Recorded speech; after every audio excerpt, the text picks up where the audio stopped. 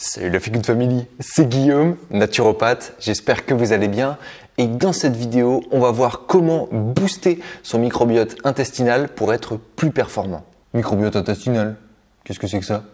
À quoi ça sert de le booster? Comment on serait plus performant? Pas de panique, je vous explique tout ça dans cette vidéo et pas plus tard que tout de suite. Est-ce que vous êtes chaud? Alors générique.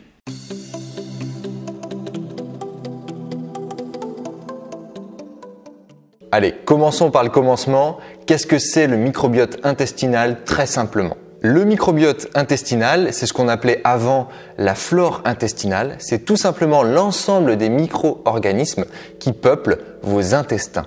Et ce fameux microbiote intestinal, il influence directement plein de fonctions de votre organisme comme votre système immunitaire, votre digestion. Il influence aussi votre capacité à vous reposer, il influence aussi vos émotions et il va même jusqu'à influencer vos performances intellectuelles et physiques. Et depuis peu, on se rend même compte qu'un déséquilibre dans le microbiote intestinal serait à l'origine de nombreuses maladies auto-immunes et inflammatoires, comme par exemple le diabète ou la sclérose en plaques. Et vous savez quoi? Chaque individu, chacun de nous a un microbiote différent. C'est exactement comme une empreinte digitale. Alors vous imaginez pourquoi je répète à longueur de journée que c'est impossible de traiter tout le monde de la même manière, qu'il faut écouter ses sensations, qu'il faut s'adapter à chaque personne. Bah oui, parce que si on a des microbiotes différents, on ne peut pas traiter chaque personne de la même manière. Cependant, il y a quand même des facteurs qui permettent de booster, de développer, de permettre le bon développement du microbiote intestinal, le bon développement de bactéries positives pour l'organisme, positives pour la santé, en faveur de la vie. Et ça, on va le voir tout de suite en quelques points clés. Alors, comment booster son microbiote intestinal? Alors, c'est bien beau cette phrase, mais déjà, qu'est-ce que ça veut dire booster son microbiote intestinal? Ça veut dire favoriser la prolifération des bonnes bactéries, des bactéries qui vont aller dans le sens d'une santé optimale. Et qui dit santé optimale dit bien sûr performance optimale. Mais vous allez voir, il y a des petites nuances qu'on va détailler un petit peu plus tard. Et si jamais vous devez retenir une seule chose de cette vidéo, ça va être la suivante. Tous les paramètres de votre mode de vie impactent votre microbiote intestinal. Que ce soit votre alimentation, votre sommeil, votre activité physique, mais aussi l'environnement dans lequel vous vivez, la pollution, votre niveau de stress. Tout ça, ça impacte les bactéries de votre microbiote intestinal, l'ensemble des micro-organismes qui le composent. Donc vous l'aurez compris, mieux dormir, ça va impacter positivement votre microbiote intestinal. Avoir moins de stress dans votre vie, ça va impacter aussi positivement votre microbiote intestinal. Avoir moins de pollution dans votre environnement, pollution aérienne et autres pollutions, eh bien ça va favoriser le développement d'un bon microbiote intestinal. Mais ce qui va nous intéresser particulièrement dans cette vidéo, ça va être deux paramètres. 1, l'alimentation et 2, l'activité physique. Je voulais vraiment faire un focus dans cette vidéo là-dessus. Pour commencer, on va voir comment votre alimentation peut impacter, booster votre microbiote intestinal pour être plus performant. Eh bien, la première chose à faire, ça va être de nourrir votre microbiote avec des prébiotiques. Pré, ça veut dire avant, et biotique, ça vient de bio, et bio, ça veut dire la vie. Donc avant la vie. Et en fait, les prébiotiques, ça va être tout ce qui est nourriture de vos micro-organismes intestinaux, et en fait surtout les bonnes bactéries. Et donc en nourrissant correctement votre microbiote, vous allez favoriser la vie, vous allez booster vos performances. Et comment vous allez faire ça? Tout simplement en consommant des fibres solubles. Les fibres solubles, vous les retrouvez essentiellement dans les fruits et les légumes, mais vous en avez dans plein d'aliments végétaux. Donc en favorisant des aliments végétaux de bonne qualité, qui ne sont pas bien sûr remplis de pesticides ou juste poussés sous serre ou dans un substrat, des aliments de qualité, vous allez favoriser le développement de bonnes bactéries dans votre intestin parce que vous allez donner les bons éléments, la bonne nourriture à vos bactéries des intestins et donc vous allez développer un microbiote pour péter la forme, pour booster vos performances. Vous allez avoir un microbiote en pleine santé. Et maintenant, la deuxième étape, maintenant que vous avez donné à manger à vos bonnes bactéries, vous pouvez aussi en amener des nouvelles, des bonnes bactéries, donc à faire un apport de ce qu'on appelle des probiotiques. Pro pour, en faveur de, biotique, encore une fois, la vie.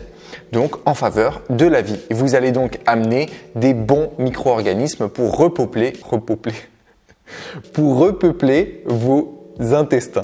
Et où est-ce qu'on les trouve, ces probiotiques, Guillaume? Vous les retrouvez essentiellement dans les aliments fermentés, comme par exemple vous avez la choucroute, le kimchi, vous avez le natto, la pâte miso, vous avez aussi des boissons comme le kombucha, le kéfir, je vous en parlais d'ailleurs dans ma dernière vidéo que vous pouvez retrouver juste ici.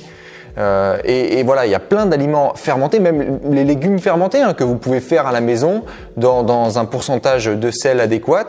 Voilà, vous avez tous ces éléments-là qui vont développer des micro-organismes et que vous allez ingérer en les mangeant. Alors méfiance quand même par rapport aux compléments alimentaires qui pourraient s'appeler probiotiques à prendre.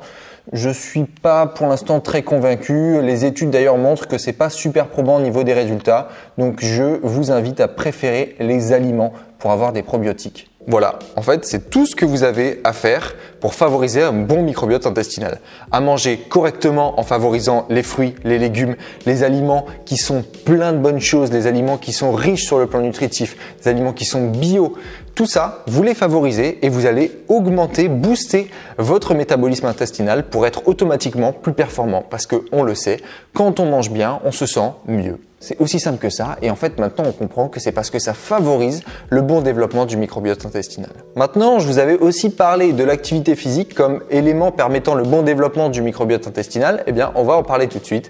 C'est parti pour l'activité physique. La première chose à faire avec l'activité physique, c'est bien sûr d'avoir une activité physique régulière. La régularité permet le bon développement du microbiote intestinal. Mais ces effets positifs ne sont valables que si vous honorez le point numéro 1, à savoir avoir une alimentation équilibrée, saine, qui va permettre le bon développement du microbiote intestinal. Parce que bien sûr, avec l'activité physique, vous avez des micro-organismes qui vont se sentir super bien, qui vont se dire « mais c'est génial ici, waouh, on bouge vachement, il y a de la grosse ambiance ».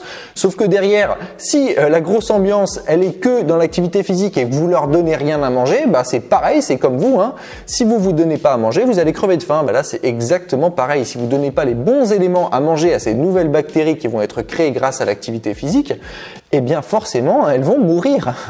Donc c'est pour ça qu'une activité physique pour booster son microbiote ne va pas sans une alimentation pour booster son microbiote. Les deux sont intrinsèquement liés et c'est pour ça que je voulais en parler dans cette vidéo. Ce qui est assez intéressant, c'est que chaque type de sport permet le développement de micro-organismes bien spécifiques. C'est-à-dire qu'un cycliste n'aura pas du tout le même développement niveau micro-organismes qu'un runner par exemple.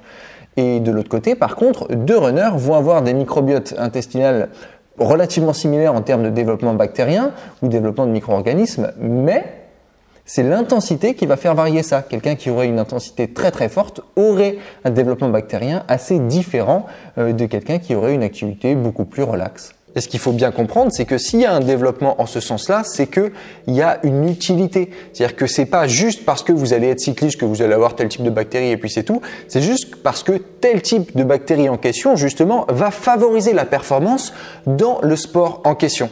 S'il y a un développement bactérien bien particulier chez les cyclistes, c'est parce que ces micro-organismes vont favoriser la performance cycliste. Et il en va de même pour tous les sports et pour toutes les intensités. Un cycliste qui aura une forte intensité de pratique va avoir un microbiote et un besoin différent d'un cycliste qui va avoir une intensité beaucoup plus tranquille, quoi. Et justement, en parlant d'intensité, c'est super important.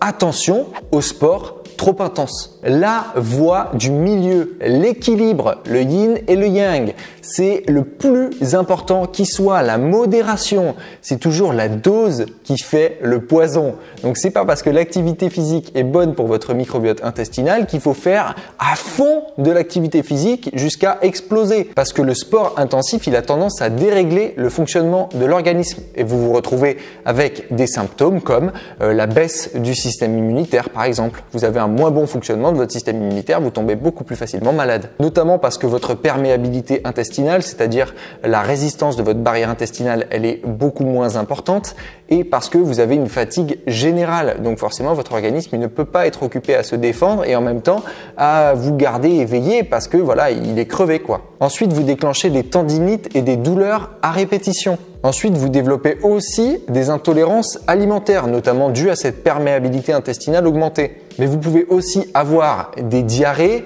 des vomissements et même des hémorragies digestives. Donc, il faut vraiment prendre en compte que booster ses performances, ce n'est pas se tuer au sport. c'est être intelligent avec sa pratique sportive comme c'est être intelligent avec son alimentation de la même manière. Donc pour pratiquer une activité physique régulière, le meilleur conseil que je puisse vous donner, c'est de trouver une activité physique qui vous plaît. Il n'est pas nécessaire de faire du sport contre sa volonté en permanence.